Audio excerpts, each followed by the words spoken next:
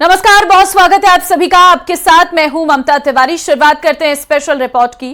पाकिस्तान की लड़की से प्यार और वीडियो कॉल से शादी के मामले में नया ट्विस्ट सामने आया है।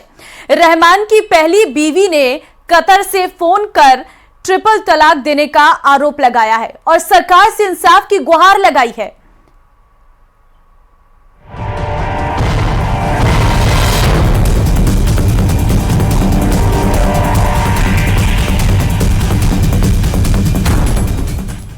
पाकिस्तान वाले प्यार में नया ट्विस्ट। महविश के लिए छोड़ा बीवी का साथ, फरीदा को फोन पर दिया ट्रिपल तलाक।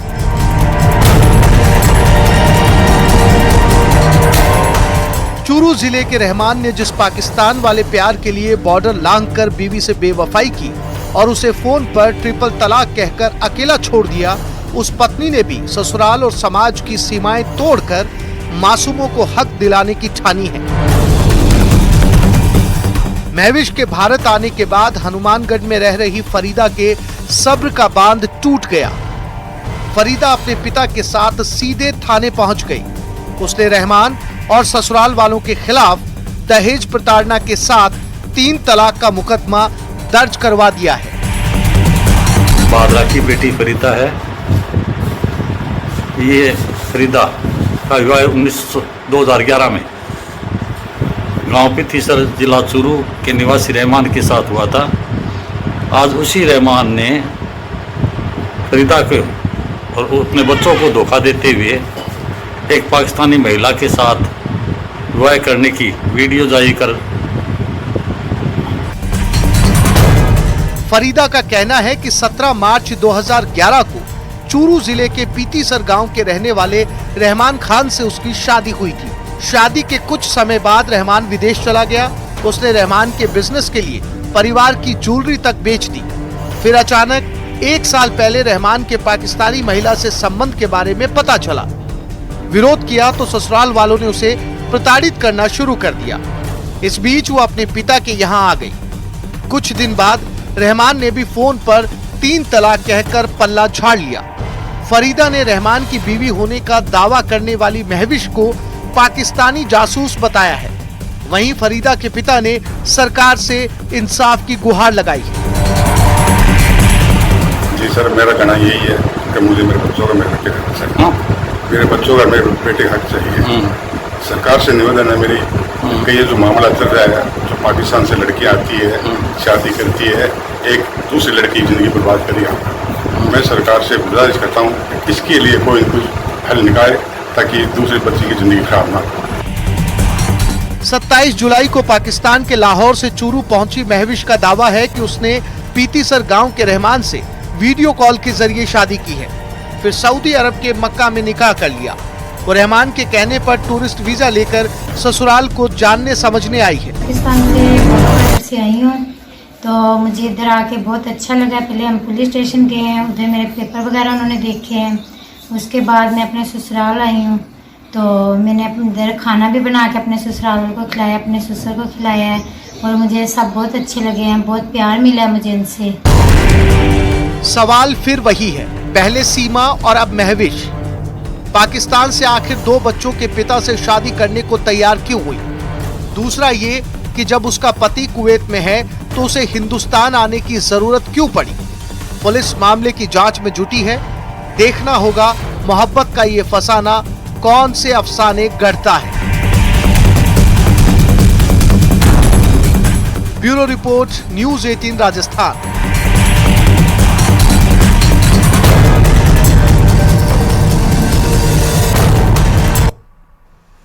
पाकिस्तान से आई बहू महविश अपने ससुराल में खूब काम कर रही है और अपने सास ससुर का भी पूरा ख्याल रख रही है।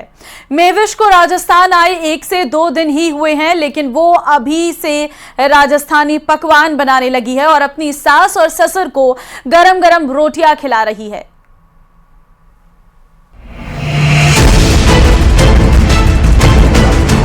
प्यार मोहब्बत से रहे, ठीक है। मैं उसके साथ रहना पसंद करती हूँ। वो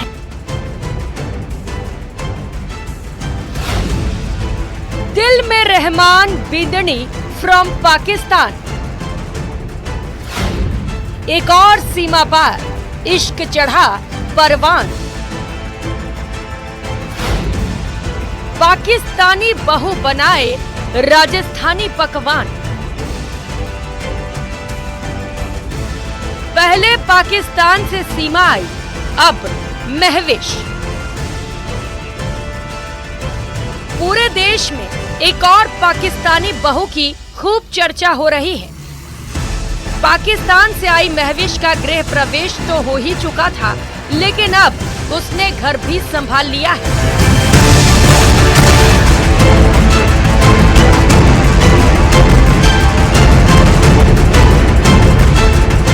चूरू के पीथीसर गांव में अपने ससुराल में महविश फुल ऑन देसी अंदाज में नजर आई। महविश अपने ससुराल में सारी जिम्मेदारियां निभाते हुए अपने सास ससुर का पूरा ख्याल रख रही है और उनकी सेवा में कोई कमी नहीं रख रही।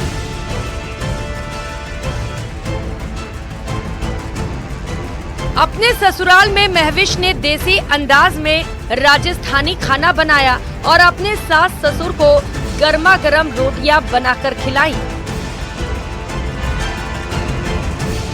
सास ने उसे राजस्थानी मतीरी, टेंडसी और ग्वार की फली की सब्जी बनाना सिखाया। वहीं महविश ने परिवार के लिए चाय भी बनाया। महविश को ससुराल में खूब प्यार मिल रहा है और अब उसे कुवैत में रह रहे रहमान का भारत में आने का इंतजार है। अभी रहमान इधर आएंगे 15-20 दिन तक, क्योंकि उन्होंने खुद मुझे बोला है वो आ रहे हैं। उन्हें भी दिल है मुझे मिलने का, मेरा भी दिल था। इंशाल्लाह वो आएंगे। हमने कुछ गलत नहीं किया है, हमने निकाह किया है। कब किया था निकाह और किस तरह हुआ था निकाह? हमने पहले ऑनलाइन किया अदालत में, उसके बाद जाके हमने सऊदी अरब में किया। इधर पाकिस्तान की दुल्हन को पाकर परिवार के लोग खुश भले ही हो, लेकिन इनकी मुश्किलें भी बढ़ती जा रही हैं। महविश से निकाह करने वाला 2 बच्चों का पिता रहमान अभी कुवैत में है और महविश पीथीसर में। वहीं हनुमानगढ़ के भादरा में रह रही रहमान की पहली पत्नी फरीदा ने रहमान के खिलाफ दहेज प्रताड़ना का मुकदमा दर्ज करा दिया है। लेकिन इस पर महविश का कहना है कि रहमान उसके शौहर है और अल्लाह ने उन्हें मिलवाया है। मैं पाकिस्तान से वाघा बॉर्डर से आई हूँ, तो मुझे इधर आके बहुत अच्छा लगा। पहले हम पुलिस स्टेशन गए हैं, उधर मेरे पेपर वगैरह उन्होंने देखे हैं। उसके बाद मैं अपने ससुराल आई हूँ, तो मैंने अपने इधर खाना भी बना के अपने ससुराल को खिलाया, अपने ससुर को खिलाया है और मुझे सब बहुत अच्छे लगे हैं, बहुत प्यार मिला। मैं बिल्कुल ऐसी नहीं हूँ। मैं अपने, क्योंकि वो मेरे शौहर हैं, अल्लाह ने मैं मिलवाया है, हमारी जोड़ी अल्लाह ने बनाई है। इधर इस पूरे मामले को लेकर रहमान की मां ने कहा कि पाकिस्तान से आई उसकी बहू उसे काफी पसंद है और उनका कहना है कि वो पाकिस्तानी बहू को भी अपनी बेटी की तरह ही प्यार देंगी। मेरी बहू बहुत बढ़िया है, बहुत निवाजी परगजी है। अब गलत दुनिया बोल रहे गया तो गिड़िया में चढ़ी है, तो सब कुछ करेड़ी है। मैं 2 साल बात करी हूँ इससे। 5 टाइम की नमाज, 7 टाइम की पढ़ा नमाज। आज 7 टाइम की नमाज पढ़ा। सुबह उठिए 5 बजे उठ के ससुर ने चाह करके दिए, मन चाह करके दिए नमाज पढ़ के हैं। और आंगने की बारी तारी है, पोछा मारे है। और अब बनस को खाना बना के दिए, ससुर ने खिलाए, मानस ने खिलाया, सभी बना के पिलान लाग रही है। मेरे बेटो पसंद करिए तो मेरे बेटे का मैं सागर हूँ। बहरहाल रहमान की पहली पत्नी फरीदा ने भादरा थाने में पति और ससुराल पक्ष पर दहेज का केस दर्ज करा दिया है। वहीं दूसरी तरफ पाकिस्तान की महविश अपने ससुराल में खुश हैं। अब देखना ये होगा कि इस मामले में आगे आगे क्या होता है। न्यूज़ 18 के लिए चूरू से मनोज शर्मा की रिपोर्ट। कोचिंग सेंटर हादसे पर भड़के छात्रों ने दिल्ली में जगह जगह जोरदार प्रदर्शन किया है। उग्र छात्रों ने दिल्ली की मेयर शैली ओबरॉय की तस्वीर पर कालिक भी पोत दी है और दिल्ली के ओल्ड राजेंद्र नगर के कोचिंग सेंटर के बेसमेंट में हादसे के दर्दनाक वीडियो भी सामने आए हैं, जिसमें भयानक हादसे के वक्त मौत के तहखाने में रूह कपा देने वाले दृश्य दिखाई दिए हैं। स्पेशल रिपोर्ट में आपको दिखाते हैं दिल्ली में कितने डेथ चैम्बर हैं।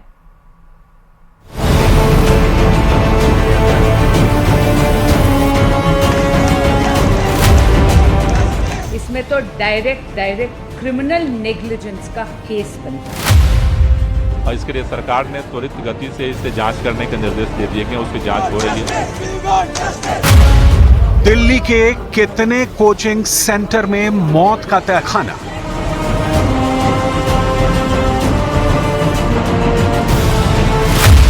अंडरग्राउंड डेथ चैम्बर में कितने कोचिंग सेंटर।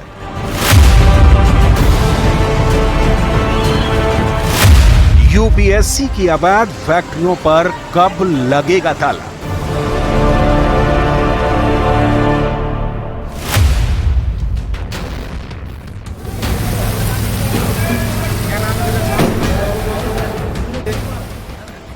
बाढ़ की शक्ल में मौत यहां आई या बुलाई गई। क्या दिल्ली के ओल्ड राजेंद्र नगर के कोचिंग सेंटर में छात्रों को मौत के मुंह में धकेला गया?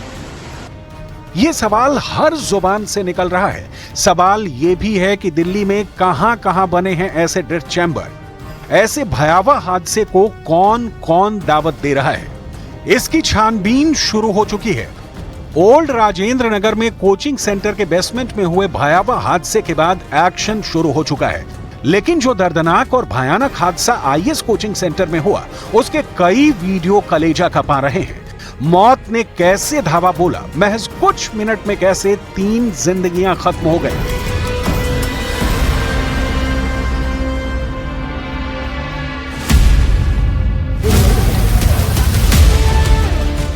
क्यों कुछ मीटर की दूरी नौजवान छात्र नहीं लांघ पाए। गटर के पानी में दम घोंटू मौत के दृश्य रूह कपाने वाले हैं। तस्वीर ओल्ड राजेंद्र नगर के उसी आईएस कोचिंग सेंटर के बेसमेंट की हैं, जहां 3 छात्रों की मौत हो गई। तस्वीरें उस वक्त की हैं जब बेसमेंट में पानी भरना शुरू हुआ था। घुटने तक पानी भरने के बाद ही बेसमेंट में अफरा तफरी शुरू हो गई थी। कुछ देर पहले इत्मीनान से यहां बनी लाइब्रेरी में परीक्षा की तैयारी कर रहे छात्रों को अंदाजा भी नहीं था कि मौत ने दस्तक दे दी है। देखते ही देखते बेसमेंट में जल प्रलय आ गया। मटमैले सैलाब से बेसमेंट लबालब भर गया, जिसके बाद चीख पुकार मच गई। तब शाम के करीब 7 बज रहे थे। कोचिंग के बेसमेंट में बनी लाइब्रेरी में 30 से 35 छात्र थे। बेसमेंट में बाढ़ के हालात बनते ही भगदड़ शुरू हो गई, लेकिन वहां से निकलने का एकमात्र रास्ता था। ऊपर से गंदे और मटमैले पानी के चलते कुछ दिखाई भी नहीं दे रहा था, जिससे छात्र एक एक कर बेसमेंट से बाहर निकलने की कोशिश करते रहे। इसी बीच दिल्ली अग्निशमन विभाग को जल भराव की जानकारी मिली। फोन कॉल पर मिली सूचना के बाद रेस्क्यू टीम एक्शन में आई। पुलिस और रेस्क्यू टीम ने युद्ध स्तर पर ऑपरेशन शुरू किया, लेकिन तब तक देर हो चुकी थी। जब तक बेसमेंट से 14 छात्रों को निकाला जा सका, पानी 12 फीट ऊंचे बेसमेंट की छत को छूने लगा था। हादसे का ये दूसरा वीडियो देखिए। हृदयेश चौहान नाम के चश्मदीद ने यह वीडियो शेयर कर दावा किया कि हादसे के वक्त वो भी बेसमेंट में फंसा था। हृदयेश का दावा है कि सिर्फ 10 मिनट में कोचिंग सेंटर का पूरा बेसमेंट पानी से भर गया।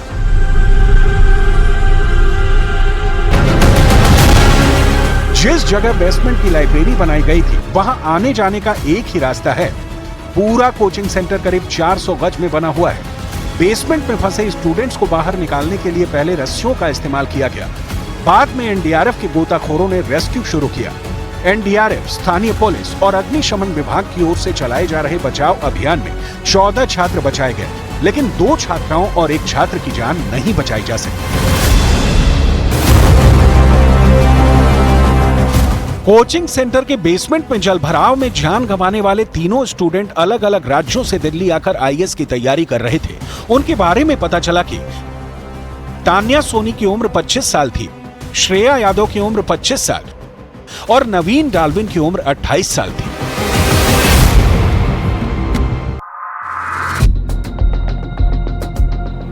दर्दनाक हादसे के बाद पता चला कि कोचिंग सेंटर के नाम पर घनघोर लापरवाही बरती गई। जिस जगह लाइब्रेरी बनाई गई उस बेसमेंट को दिल्ली नगर निगम ने स्टोर और पार्किंग बनाने की एनओसी दी थी, जबकि कोचिंग संचालकों ने धड़ल्ले से तहखाने को लाइब्रेरी बना डाला। हादसे के बाद कोचिंग संचालक अभिषेक गुप्ता के साथ कोऑर्डिनेटर देशपाल सिंह को गिरफ्तार कर लिया गया है। डीसीपी सेंट्रल हर्षवर्धन के मुताबिक इस हादसे में क्रिमिनल केस दर्ज किया गया है और कुछ लोगों को हिरासत में लेकर पूछताछ भी की जा रही है। ये कोचिंग सेंटर हादसे की एफआईआर है, जिसमें साफ साफ लिखा है कि बेसमेंट में लाइब्रेरी चलाने के कागजात मांगने पर कोचिंग मालिक पेपर नहीं दे पाए। एफआईआर में लिखा है कि कोचिंग मालिक ने बेसमेंट में ड्रेनेज सिस्टम न होने की बात कबूल की है। दिल्ली पुलिस ने कोचिंग सेंटर हादसे के बाद पूरे इलाके की सख्त निगरानी भी शुरू कर दी है। एक कोचिंग सेंटर में हादसा होने के बाद पड़ताल में पता चला कि दिल्ली के ओल्ड राजेंद्र नगर में नियमों को ताक पर रखकर सैकड़ों कोचिंग फैक्ट्रियां चल रही हैं। बेसमेंट में बने कोचिंग सेंटर और लाइब्रेरी में आए दिन हादसे के आरोप छात्र खुलेआम लगा रहे हैं। कोचिंग सेंटर हादसे के बाद दिल्ली में जमकर सियासत भी हो रही है। दिल्ली सरकार पर गंभीर आरोप लग रहे हैं। छात्रों के विरोध प्रदर्शन के चलते दिल्ली में कई जगह जाम भी लगा। राज्यसभा सांसद स्वाति मालीवाल ने बेसमेंट हादसे के बाद दिल्ली सरकार के मंत्रियों और एमसीडी मेयर पर निशाना साधा है। स्वाति मालीवाल ने हादसे को हत्या करार दिया है।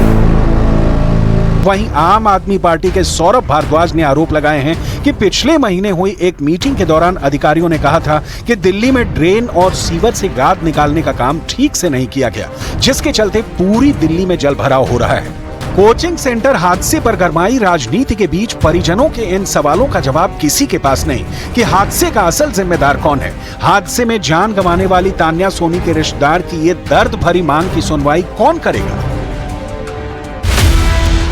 दिल्ली में प्रतियोगी परीक्षाओं की अवैध फैक्ट्रियों की भरमार है, जहां नियम कायदे की परवाह किए बगैर छात्रों की जान से खिलवाड़ हो रहा है। ओल्ड राजेंद्र नगर में हुए हादसे के बाद एमसीडी बड़े एक्शन की तैयारी में है। देखना यह है कि कोचिंग सेंटरों के कितने तहखाने पर ताला लगता है। पाकिस्तानी सेना के प्रमुख जनरल आसिम मुनीर का एक ऑडियो टेप लीक होने के बाद पाकिस्तान फौज भी दो फाड़ हो गई है। पाकिस्तान के खैबर पख्तूनख्वा में हिंसक विद्रोह हो रहा है, यहां जहां जनता सड़क पर सेना का विरोध कर रही है। ऐसे में अब सवाल ये उठने लगे हैं कि क्या पाकिस्तान गृह युद्ध के मुहाने पर खड़ा है। ये रिपोर्ट देखिए।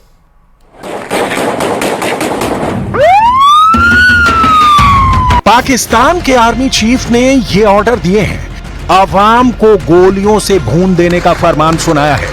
जनरल आसिम मुनीर पाकिस्तान में जन विद्रोह को कुचलने की सारी हदें पार कर चुके हैं। फौज के सबसे बड़े अफसर से मिले ऑर्डर पर अमल करते हुए पाकिस्तानी फौज ने पश्तून बाहुल बन्नू को मरघट बना दिया।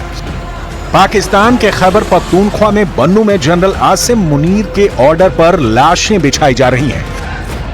खून खराबा इस कदर जारी है कि पाकिस्तानी फौज के सैनिकों और जनरलों की रूह कांप गई है। बागी आवाम को पाकिस्तान में चुन चुन कर मौत के घाट उतारा जा रहा है, वो भी सीधे सेना प्रमुख के ऑर्डर पर। यकीन नहीं तो सुनिए वो ऑडियो टेप, जिसमें पाकिस्तानी सेना प्रमुख शूट एट साइट का ऑर्डर दे रहे हैं। सर, बन्नू के हालात तो बहुत खराब हैं। अवाम निकल आई है और सड़कों पे मौजूद है, तो इसके हवाले से आप क्या हुक्म करते हैं हमें कि हम इस मौके पे किस तरह इनको डील करें, इनको किस तरह कंट्रोल करें हम, तो इसके हवाले से आप हमें आर्डर करें कि हम क्या कर सकते हैं। इन पश्तूनों को, ये जो मुजाहरे के लिए निकले हैं, इनको मार दो, इनको खत्म करो, सीधी गोलियां चलाओ, इनकी बदमाशी को खत्म करो। पाकिस्तान के बन्नू में हालात बहुत खराब है। धरना हो रहा है, प्रदर्शन हो रहा है, सेना के खिलाफ लोग सड़क पर मार्च निकाल रहे हैं। जनरल आसिम मुनीर विरोध में उठ रही हर आवाज को बंदूक की गोली से बंद करने की कोशिश में लगे हैं। बन्नू में पाकिस्तानी सेना का कत्लेआम का प्रोग्राम सीक्रेट ढंग से चला भी, लेकिन बेगुनाहों की मौत के बढ़ते आंकड़ों ने पाकिस्तानी सेना के कुछ जनरलों का कलेजा कंपा दिया, जिसके बाद जनरल आसिम मुनीर के ऑडियो टेप को पाकिस्तानी फौज के जनरल ने लीक कर दिया। इस टेप के लीक होने से यह भी साफ हो गया कि पाकिस्तानी फौज दो फाड़ हो चुकी है। जिसमें एक तरफ जनरल आसिम के भरोसेमंद जनरलों की गैंग है तो दूसरी तरफ खून खराबे से डरे उन जनरलों का गुट जो बन्नू नरसंहार से अपना पल्ला झाड़ रहे हैं। असल में 15 जुलाई की सुबह पाकिस्तान के खैबर पख्तूनख्वा में बन्नू छावनी पर हमला हुआ। पाकिस्तान में विद्रोही लड़ाकों ने विस्फोटक से लदे वाहन को छावनी परिसर की बाहरी दीवार में घुसा दिया। इस हमले के दौरान पाकिस्तानी सेना की फायरिंग में कई स्थानीय लोगों की मौत हुई। पाकिस्तानी फौज की करतूत के खिलाफ 16 जुलाई को बन्नू में अमन मार्च निकाला गया। अमन मार्च के दौरान भी पाकिस्तानी फौज ने अंधाधुंध फायरिंग कर 20 पश्तूनों को मौत के घाट उतार दिया। पाकिस्तानी फौज के नरसंहार ने पूरे खैबर पख्तूनख्वा की आवाम को भड़का दिया। जगह जगह सेना के खिलाफ प्रदर्शन होने लगे। हालात खराब होने के बाद जनरल आसिम मुनीर से एक जनरल ने फोन पर आदेश मांगे। ये बातचीत उसी वक्त की गई। सुनिए कि कैसे पाकिस्तानी फौज का जनरल गिड़गिड़ा रहा था और आसिम मुनीर उसे खूंखार हमला करने का ऑर्डर दे रहे थे। सर, बन्नू के हालात तो बहुत खराब हैं। अवाम निकल आई है और सड़कों पे मौजूद है, तो इसके हवाले से आप क्या हुक्म करते हैं हमें कि हम इस मौके पे किस तरह इनको डील करें, इनको किस तरह कंट्रोल करें हम, तो इसके हवाले से आप हमें आर्डर करें कि हम क्या कर सकते हैं।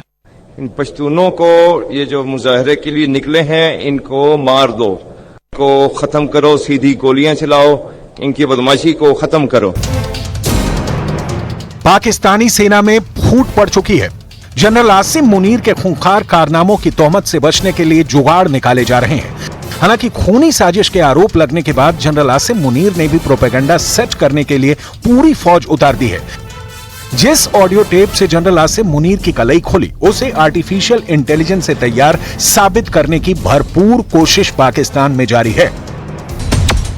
पाकिस्तानी फौज इस वक्त चौतरफा संकट में घिरी है। अफगानिस्तान सरहद पर भीषण आतंकी हमलों ने फौज का मनोबल तोड़ रखा है।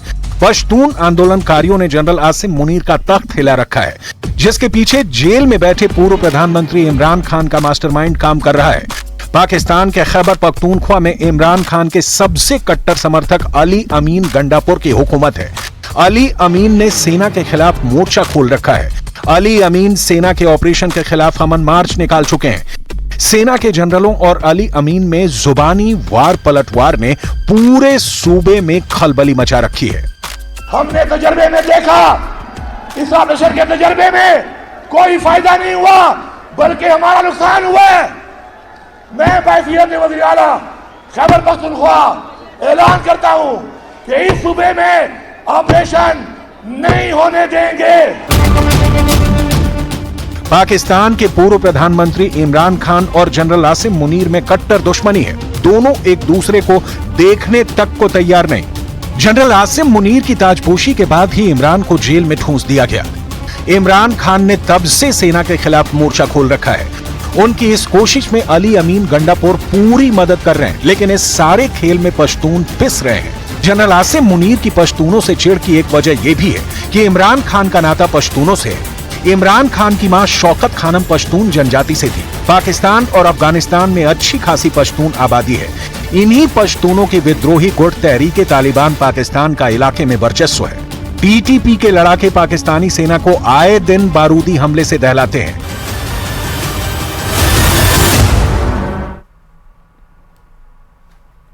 और चलिए स्पेशल रिपोर्ट में फिलहाल के लिए बस इतना ही। आगे आप देखिए मारो राजस्थान।